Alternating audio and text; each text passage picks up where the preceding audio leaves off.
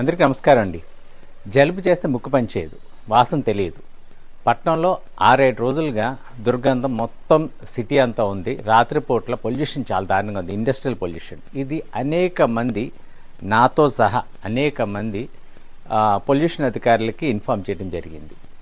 ఇప్పుడు నాకు వచ్చిన ఒక డౌట్ ఏంటంటే, ఈ క్లైమేట్ చాలా చలిగా కోల్డ్గా ఉండటం వలన సంబంధిత అధికారులకి, పాలకపక్షానికి, ప్రతిపక్షానికి, యంత్రాంగానికి ఒకేసారి జలుబు చేసిందా అనే అనుమానం ఉంది. ఎందుకంటే వాళ్ళకి ఎవరికి వాసన తెలియట్లేదట. వాళ్ళు ఎవరితో చెప్పినా వాసన లేదనే చెప్తున్నారు వాళ్ళు.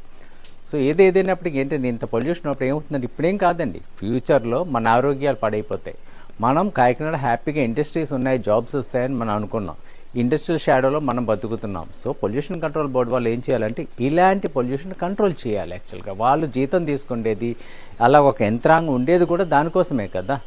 సో వాళ్ళు కంట్రోల్ చేయాలి. మరి ఇది లోపం ఎక్కడో తెలియదు. కాకపోతే సఫర్ అవ్వాల్సింది మనందరూ సఫర్ అవ్వాలి, మన భావితరాలు సఫర్ అవ్వాలి, పిల్లలు సఫర్ అవ్వాలి. అందరూ అనారోగ్యంతో బాధపడాల్సిన పరిస్థితి అండి. ఇప్పుడు కాకపోయినా రేపు. జీవించే హక్కు మన హక్కు అండి. ఆ హక్కు చాలా ఇంపార్టెంట్ హక్కు. ఒకసారి ఆలోచించండి మీరు.